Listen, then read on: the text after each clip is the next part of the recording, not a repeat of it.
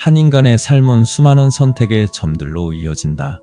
그 점들이 모여 하나의 선을 이루고 그 선이 곧 그 사람의 인생 코드가 된다.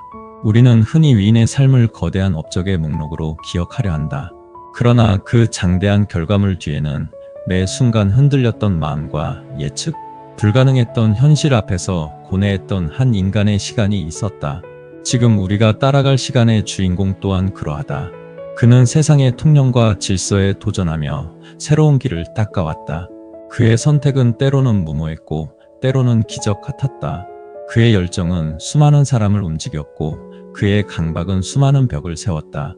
성공과 실패의 갈림길에서 그는 언제나 같은 방향을 가리키는 나침반을 들고 있었다. 그 나침반의 바늘이 가리키는 방향은 무엇이었을까? 그가 회피하지 않았던 가치는 무엇이었고 그의 행동을 밀어붙인 감정의 근원은 어디에 있었을까? 오늘 우리는 한 남자의 업적이 아닌 그가 살아낸 고유한 시간의 기록을 들여다보려 한다. 그의 인생 코드를 분석하며 그의 선택과 감정 그리고 반복되는 패턴을 따라가 보는 여정이다. 이 여정의 끝에서 우리는 그저 한 위인의 발자취를 되짚는 것을 넘어 스스로에게 질문하게 될 것이다. 나라면 그 순간 어떤 선택을 했을까? 1971년 남아프리카 공화국 프리토리아의 한 병원에서 작은 울음소리가 터져 나왔다. 앨런 머스크, 그의 생은 그렇게 시작되었다. 유복한 가정에서 태어났지만 그의 어린 시절은 결코 평탄하지 않았다. 차분하고 내성적인 아이였다.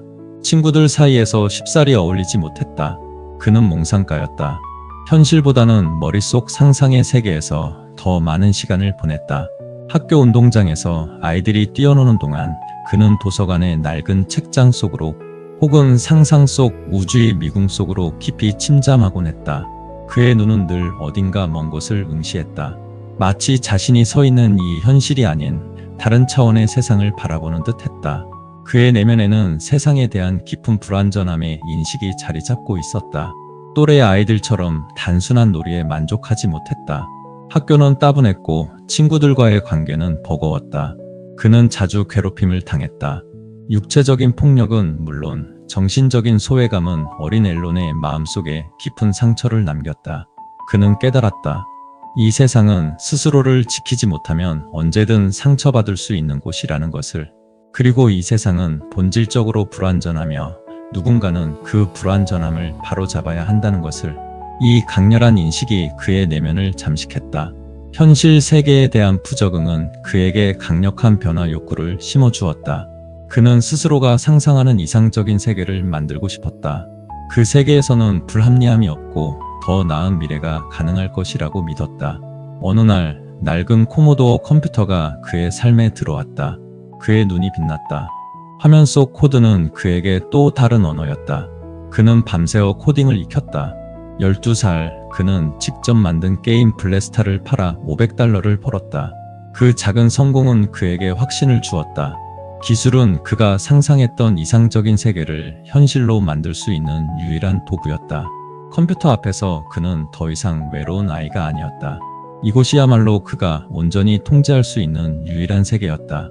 그는 그 안에서 규칙을 만들고 문제를 해결하며 자신의 비전을 구현할 수 있었다. 비록 현실 세계에서는 소외되었을지라도 가상 세계에서는 그 누구보다 강력한 존재였다. 그는 깨달았다. 이 작은 기계가 세상을 근본적으로 뒤바꿀 힘을 가지고 있다는 것을. 하지만 현실의 그림자는 여전히 그를 따라다녔다. 부모님의 이혼, 아버지와의 복잡한 관계는 그에게 심리적 부담으로 작용했다. 그는 스스로를 지켜야만 했다. 누구에게도 의존할 수 없다는 깊은 포독감이 그를 감쌌다. 그의 마음속에는 늘 강력한 변화 욕구와 이상적 세계를 구축하려는 열망이 들끓었다. 이 감정은 어린 시절의 소외감과 불완전한 세상에 대한 인식이 만들어낸 것이었다. 그는 이대로 머무를 수 없었다. 이대로 침묵할 수 없었다. 그는 움직여야만 했다. 더 넓은 세상으로 나아가 자신의 기술로 이 불완전한 세상을 개선해야만 했다. 그에게 남아프리카는 너무 좁은 곳이었다. 그는 결심했다. 이곳을 떠나기로.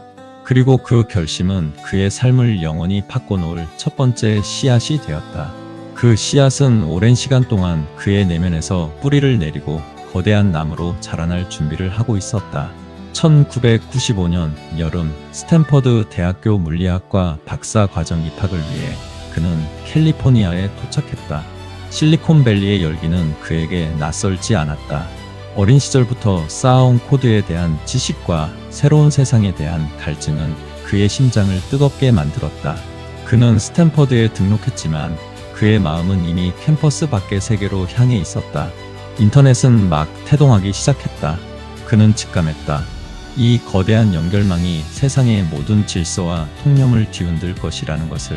며칠 밤을 새워 인터넷의 가능성을 탐구했다. 그의 눈앞에는 무한한 기회가 펼쳐지는 듯 했다. 그는 짧은 고민에 빠졌다. 안정적인 학자의 길을 걸을 것인가, 아니면 불확실하지만 거대한 변화의 물결 속으로 뛰어들 것인가. 그의 선택 코드는 명확했다. 기술을 통해 현재의 질서와 통념을 근본적으로 뒤엎고 새로운 패러다임을 구축하는 방향. 스탠퍼드의 강의실은 그에게 너무 좁았다. 이론만으로는 그의 열망을 충족시킬 수 없었다. 그는 손을 움직여 직접 만들어야 했다. 그는 주저하지 않았다. 그는 과감하게 결정했다. 스탠퍼드 박사 과정을 단 이틀 만에 차퇴했다. 그의 부모님은 실망했다. 특히 아버지는 안정적인 학업을 이어가길 바랐다. 하지만 그는 고개를 저었다. 이건 내가 해야만 하는 일입니다. 그의 목소리는 나지막했지만 그 안에는 흔들림 없는 확신이 있었다. 그는 곧바로 동생 킴벌과 함께 지비를 창업했다. 신문사에 온라인 지도를 제공하고 비즈니스 디렉토리를 구축하는 회사였다. 작은 사무실에서 밤낮 없이 일했다. 잠은 쪽잠으로 때웠고 샤워는 헬스클럽에서 해결했다. 처음에는 모두가 회의적이었다. 누가 신문을 온라인으로 보겠어? 인터넷이 뭐가 그리 대단하다고. 이런 비웃음 속에서도 그는 흔들리지 않았다. 그의 확고한 신념은 그를 지탱하는 힘이었다. 그는 눈을 감았다. 웹사이트를 통해 사람들이 정보를 얻고 기업들이 고객과 연결되는 미래를 상상했다. 그는 그 미래를 현실로 만들고 싶었다. 지비의 개발 과정은 순탄치 않았다. 작은 스타트업이 거대 신문사들을 설득하는 것은 쉬운 일이 아니었다. 기술적인 난관도 많았다. 밤샘 작업은 일상이었다. 때로는 컴퓨터 앞에서 잠들기도 했다. 그의 얼굴에는 피로가 역력했지만 눈빛은 언제나 살아있었다. 그의 내면에서는 세상의 불완전함에 대한 깊은 인식과 이를 자신의 의지와 기술로 개선하려는 끊임없는 갈망이 그를 밀어붙였다. 그는 타협하지 않았다. 자신이 옳다고 믿는 방향으로 팀을 이끌었다. 작은 충돌도 찾았다. 그러나 그는 멈추지 않았다. 그는 믿었다. 이 기술이 세상을 바꿀 것이라고. 이 작은 회사가 거대한 물결의 시작이 될 것이라고. 그리고 그는 확신했다. 스스로 이 모든 과정을 온전히 통제해야만 한다는 것을.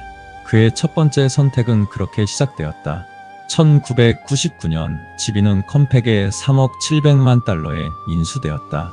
그는 막대한 부를 얻었다. 하지만 그의 열망은 만족을 몰랐다. 그는 더 큰 그림을 그리고 있었다. 은행, 투자, 보험 등 모든 금융 서비스를 온라인으로 통합하는 캄의 구상을 품었다. 세상의 돈의 흐름을 완전히 바꾸는 혁명적인 아이디어였다. 그는 곧바로 캄을 설립했다. 그의 비전은 대담했다. 기존의 복잡하고 느린 금융 시스템을 허물고 완전히 새로운 디지털 금융 패러다임을 구축하는 것. 하지만 현실은 그의 비전만큼 순탄하지 않았다. 캄은 빠르게 성장했지만 내부적으로는 혼란스러웠다. 그의 절대적 통제권에 대한 욕구와 타협 없는 비전 추구는 때때로 독선적인 리더십으로 비춰졌다. 그는 모든 것을 직접 결정하려 했다. 자신의 생각과 다른 의견은 쉽게 받아들이지 않았다. 기술적인 부분에서 그의 고집은 더욱 강했다. 안정성보다는 혁신에 무게를 두는 그의 방식은 때때로 시스템 오류를 유발했고 고객들의 불만을 샀다. 그는 밤새워 코드를 들여다보고 모든 세부 사항을 직접 확인했다. 지쳐가는 팀원들 속에서도 그의 열정은 식을 줄 몰랐다. 2000년 캄은 경쟁사인 컴피니티와 합병하여 페이팔이라는 이름으로 재탄생했다. 합병은 시너지를 위한 결정이었지만 그의 통제력을 시험하는 계기가 되었다. 두 회사의 문화와 비전은 사뭇 달랐다. 그는 여전히 캄의 모든 서비스를 페이팔에 통합하려 했다. 하지만 커뮤니티 출신들은 보다 간편하고 직관적인 결제 시스템에 집중하기를 원했다. 이견은 좁혀지지 않았다. 그의 비전은 확고했다. 세상을 바꾸는 금융 시스템은 이래야만 한다. 하지만 그의 방식은 내부의 저항에 부딪혔다. 그해 여름 그는 결혼 후 신혼여행을 떠났다. 잠시 회사를 비운 사이 이사회는 그의 비전에 대한 불만을 표출하기 시작했다. 그의 독선적인 경영 방식, 때때로 현실적이지 않은 목표 설정에 대한 회의감이 터져나왔다. 그리고 신혼여행에서 돌아온 그를 기다린 것은 충격적인 통보였다. 이사회는 그를 CEO 자리에서 해고했다. 그는 믿을 수 없다는 표정으로 이사회 멤버들을 응시했다. 자신이 설립한 회사에서 자신이 꿈꾸던 비전을 향해 달리던 순간에 그는 그렇게 축출되었다. 등 뒤에서 칼이 날아든 기분이었다. 배신감과 함께 자신이 구축하려던 이상적인 세계가 외부의 통제에 의해 무너지는 것을 지켜봐야 하는 좌절감이 그를 덮쳤다. 그의 통제에 대한 강박적인 열망은 깊은 상처를 입었다. 그날 밤 그는 잠들 수 없었다. 캄캄한 방 안에서 그는 차갑게 식어가는 현실을 직시했다.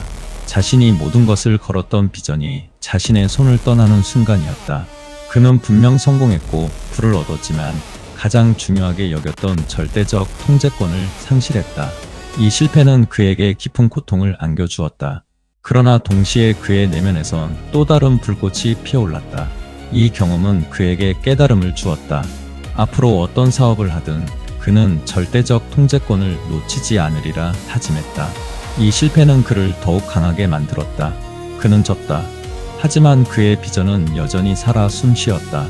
그는 곧 다시 일어날 준비를 하고 있었다. 페이팔 매각으로 얻은 막대한 자금은 그의 손에 있었다. 사람들은 그가 편안하게 여생을 보낼 것이라 예상했다. 하지만 그의 내면을 지배하는 세상의 불완전함에 대한 깊은 인식과 이를 개선하려는 끊임없는 갈망은 그를 멈추게 하지 않았다. 2002년 그는 아무도 예상치 못한 선택을 했다. 민간 우주 기업 스페이스X를 설립한 것이다. 주변의 시선은 싸늘했다. 미친 짓이야. 돈만 날릴 거야. 우주 산업은 거대 정부 기관이나 소수의 항공 우주 기업들의 전유물이었다. 그는 고개를 저었다. 인류는 다행성 종족이 되어야 합니다.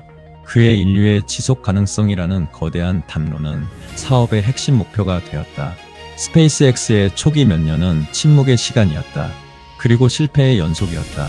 2006년 첫 번째 로켓 팔콘 1호가 발사 직후 폭발했다. 그는 망연자실한 표정으로 잔해를 바라보았다. 2007년 두 번째 팔콘 1호가 발사되었지만 역시나 실패했다. 세 번째 발사도 실패했다. 총 3번의 실패. 그의 재산은 빠르게 소진되고 있었다. 동시에 2004년에는 전기 자동차 회사 테슬라에도 투자하며 CEO 자리에 올랐다. 그는 기존 자동차 산업의 패러다임을 전기차로 완전히 바꾸려 했다. 이 역시 상상하기 힘든 도전이었다. 전기차는 장난감이야. 절대 성공할 수 없어. 그는 다시 한번 세상의 비웃음을 감내해야 했다. 이 시기 그는 그야말로 벼랑 끝에 서 있었다. 스페이스X의 로켓은 계속 폭발했고 테슬라 로드스터의 생산은 지연되고 있었다. 개인 파산의 위기가 코앞까지 다가왔다. 그는 친구들에게 돈을 빌려야 할 정도였다. 그의 얼굴에는 그림자가 드리워졌다. 피로는 극에 달했다. 그러나 그는 포기하지 않았다. 로켓 잔해 앞에서 그는 다시 일어섰다. 테슬라 공장에서 그는 밤샘 작업을 지휘했다. 그의 내면에는 흔들림 없는 확고한 신념이 불꽃처럼 타오르고 있었다. 이대로 물러설 수는 없었다. 그는 자신의 비전을 믿었다. 그 비전이 인류의 미래를 결정할 것이라고 확신했다. 그는 제일 원칙적 사고를 통해 문제를 해결해 나갔다. 로켓 부품이 너무 비싸면 직접 만들면 된다고 생각했다. 모든 비용을 분해하고 본질적인 물리적 단위까지 분석했다. 그리고 혁신적인 해답을 재구성했다. 그의 강박적인 추진력은 팀원들을 지치게 했다. 그의 독선적인 리더십은 내부 갈등을 야기했다. 하지만 그는 타협하지 않았다. 우리는 해내야만 한다. 그의 목소리는 명령조였다. 외부의 비판은 쏟아졌다. 언론은 그를 비웃었고 투자자들은 등을 돌렸다. 하지만 그는 단 한 발짝도 물러서지 않았다. 세상의 근본적인 변화와 혁신, 그리고 이를 가능하게 할 자신의 비전. 실현에 대한 통제권이 그의 핵심 가치였다. 그는 이 가치를 위해 어떠한 위험도 회피하지 않았다. 이 침묵의 시간은 그에게 고통스러운 시련이었다. 그러나 동시에 그의 신념을 더욱 단단하게 벼려내는 용광로가 되었다. 그는 믿었다. 아직 기회가 남아있다고. 그리고 그 기회를 잡기 위해 그는 모든 것을 걸 준비를 하고 있었다. 2008년은 그에게 있어 모든 것이 걸린 해였다. 스페이스X는 3번의 팔콘 1호 발사에 실패했다. 남은 돈으로는 단 한 번의 발사 기회밖에 없었다. 만약 이마저 실패한다면 스페이스X는 문을 닫아야 했다. 그의 개인 재산도 바닥을 드러내고 있었다. 동시에 테슬라 역시 생산 지연과 재정난에 허덕이고 있었다. 회사가 파산 직전이었다. 월스트리트 저널은 그를 파산 직전에 괴짜 기업가라고 조롱했다. 그의 어깨는 무거웠다. 그가 세운 2회사는 모두 위태로웠다. 그의 꿈이 산산조각 날 위기였다. 그는 잠을 이룰 수 없었다. 새벽녘 창밖을 응시하는 그의 눈은 어딘가 공허했다. 하지만 그의 내면을 지배하는 극한의 리스크를 기꺼이 감수하는 승부사적 기질이 발현되었다. 그는 마지막 한 발에 모든 것을 걸기로 결심했다. 우리는 4번째 발사를 시도할 겁니다. 그는 남아있는 모든 자산을 긁어모아 스페이스X에 투자했다. 친구들에게 돈을 빌리고 개인적인 빚까지 냈다. 더 이상 물러설 곳이 없었다. 그는 이사회와 직원들에게 절박하게 호소했다. 이대로 포기할 수는 없습니다. 그의 목소리에는 간절함이 묻어났다. 그의 눈빛은 흔들림 없었다. 인류의 지속 가능성이라는 그의 비전이 여기서 꺾일 수는 없다고 그는 믿었다. 9월 28일 태평양 콰잘레인 환초 발사장에서 팔콘 1호가 다시 한번 하늘로 솟아올랐다. 이번이 마지막 기회였다. 카운트다운 소리가 울려 퍼지는 동안 그의 심장은 격렬하게 요동쳤다. 그의 손은 땀으로 축축했다. 초조함과 불안감이 그를 감쌌다. 그러나 그의 표정은 굳건했다. 그는 눈을 감았다. 어린 시절의 소외감, 그리고 세상의 불완전함을 개선하겠다는 열망이 그의 뇌리를 스쳤다. 모든 것이 이 순간에 달려 있었다. 로켓이 화염을 내뿜으며 쏟아오르는 장면을 지켜보며 그는 숨을 죽였다. 그리고 마침내 팔콘 1호는 지구 궤도 진입에 성공했다. 발사장에 있던 모두가 환호했다. 그는 감격에 젖었다. 눈시울이 붉어졌다. 실패와 조롱으로 얼룩졌던 지난 세월이 주마등처럼 스쳐 지나갔다. 이 작은 성공은 단순한 로켓 발사가 아니었다. 그것은 세상의 근본적인 변화와 혁신을 향한 그의 비전이 마침내 현실의 문을 열기 시작했음을 알리는 신호탄이었다. 그의 타협 없는 비전 추구와 강박적인 추진력이 만들어낸 기적이었다. 이 성공은 스페이스X의 NASA의 거액 계약을 안겨주었다. 동시에 2008년 말 테슬라 또한 다임러로부터 투자를 유치하며 회생의 발판을 마련했다. 세상이 바뀐 것이 아니었다. 그가 오랫동안 준비해왔던 모든 것이 마침내 빛을 발하기 시작한 순간이었다. 그는 이제 더 큰 도전을 향해 나아갈 준비를 마쳤다. 그의 비전은 이제 현실이 될 자격을 얻었다. 2010년 6월 테슬라는 뉴욕 증권거래소에 상장했다. 자동차 산업의 새로운 역사를 쓰는 순간이었다. 사람들은 여전히 전기차의 미래에 회의적이었다. 하지만 그는 멈추지 않았다. 세상의 불완전함에 대한 깊은 인식을 바탕으로 그는 전기차를 단순한 이동수단이 아닌 지속 가능한 에너지 솔루션의 핵심으로 보았다. 그의 시선은 늘 인류의 생존과 지속 가능성이라는 거대한 담론을 향해 있었다. 테슬라의 기가 팩토리는 전 세계에 지어졌다. 공장 설계부터 생산 라인까지 그는 모든 과정을 제1원칙적 사고로 접근했다. 효율성을 극대화하고 불필요한 공정을 제거했다. 그의 통제에 대한 강박적인 열망은 때때로 공장 현장에서 직접 잠을 자며 생산을 지휘하는 모습으로 나타났다. 스페이스X는 팰컨 9 로켓을 성공시키고 국제우주정거장 ISS에 화물을 수송하는 계약을 따냈다. 로켓을 착륙시키고 재활용하는 그의 꿈은 미친 짓으로 여겨졌다. 그러나 2015년 그는 마침내 팰컨 9 로켓을 지상에 수직 착륙시키는데 성공했다. 전 세계가 경악했다. 그것은 단순한 공학적 성공이 아니었다. 우주 발사의 비용을 혁명적으로 줄여 인류의 우주 진출이라는 그의 비전을 현실화할 수 있는 토대를 마련한 것이었다. 그는 해냈다. 인류는 다행성 종족이 되어야 합니다. 그의 목소리에는 이제 확신이 넘쳤다. 스페이스X는 이후 STARLINK 위성을 발사하며 전 세계에 저렴하고 빠른 인터넷을 제공하겠다는 또 다른 담대한 목표를 세웠다. 그의 비전은 멈추지 않았다. 2016년 그는 뉴럴링크를 설립하며 인간의 뇌와 컴퓨터를 연결하겠다는 SF적인 구상을 현실화하려 했다. 같은 해 로스앤젤레스의 교통체증에 불만을 품고 보링 컴퍼니를 시작하며 지하 터널을 뚫어 도시교통을 혁신하겠다고 발표했다. 모두가 불가능하다고 여겼던 일들이었다. 그의 타협 없는 비전 추구와 강박적인 추진력은 때로는 비현실적인 목표 설정으로 이어졌지만 동시에 불가능해 보이는 혁신을 가능하게 하는 원동력이었다. 그의 삶은 세상의 근본적인 변화와 혁신을 향한 끊임없는 도전의 연속이었다. 2022년 그는 트위터현 X를 인수하는 초유의 결정을 내렸다. 이 결정은 그에게 엄청난 비판과 논란을 안겨주었다. 그러나 그는 흔들리지 않았다. 자유로운 표현의 플랫폼은 민주주의의 미래에 필수적입니다. 그의 시선은 인류의 생존과 지속 가능성이라는 거대한 담론 속에서 자신의 역할과 비전을 위치시키는 경향을 보였다. 그는 자신의 행동을 통해 세상의 불완전함을 개선하고 새로운 패러다임을 구축하려 했다. 그 과정에서 극한의 리스크를 감수하는 승부사적 기질은 변함없이 발현되었다. 테슬라는 완전 자율주행 기술에 전력을 다했고 스페이스X는 스타쉽 발사를 거듭하며 화성으로 가는 꿈에 한 발짝 더 다가섰다. 그는 더 이상 침묵하지 않았다. 그의 기준은 현실이 되었다. 그는 자신이 믿는 세상을 스스로 만들어가고 있었다. 이 모든 것은 그의 비전이 단순한 꿈이 아니라 그의 삶 자체라는 것을 증명하는 시간이었다. 2025년 그는 여전히 뜨거웠다.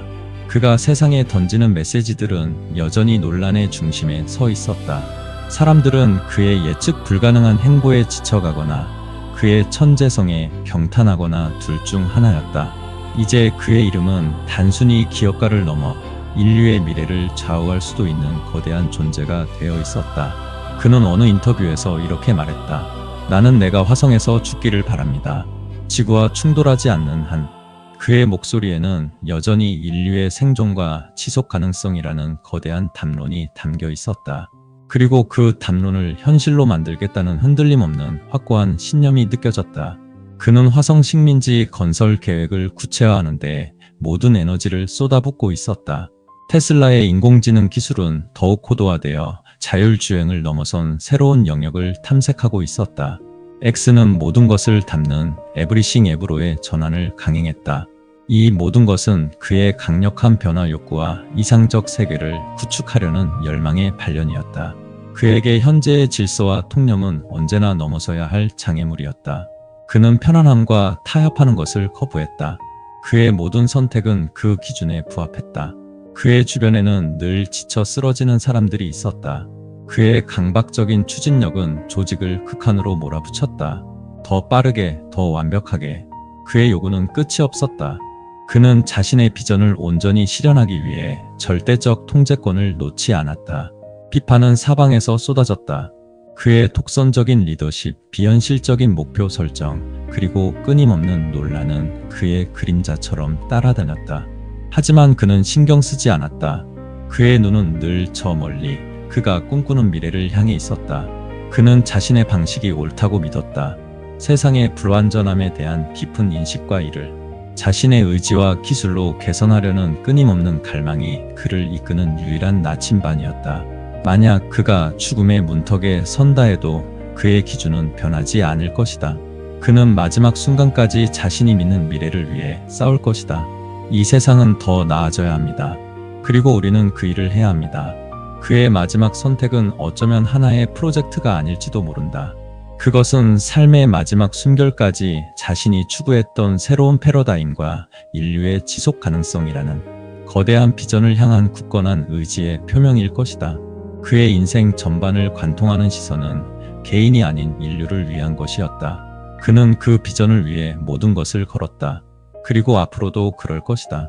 그의 심장이 멈추는 순간까지 그는 변화를 꿈꿀 것이다. 그는 마지막까지 자신의 비전을 온전히 실현하려는 통제에 대한 강박적인 열망을 버리지 않을 것이다. 그에게 삶은 곧 비전의 구현이었고 죽음은 단지 육체의 한계일 뿐이었다. 우리는 한 인간의 시간을 따라 걸었다. 소외된 어린 시절의 상처가 강력한 변화 욕구로 승화되고 그 열망이 절대적 통제권을 향한 강박으로 이어진 과정을 보았다. 세상의 통념과 싸우고 수많은 실패 속에서도 굴하지 않으며 오직 자신의 비전을 향해 나아갔던 한 인간의 시간을 들었다.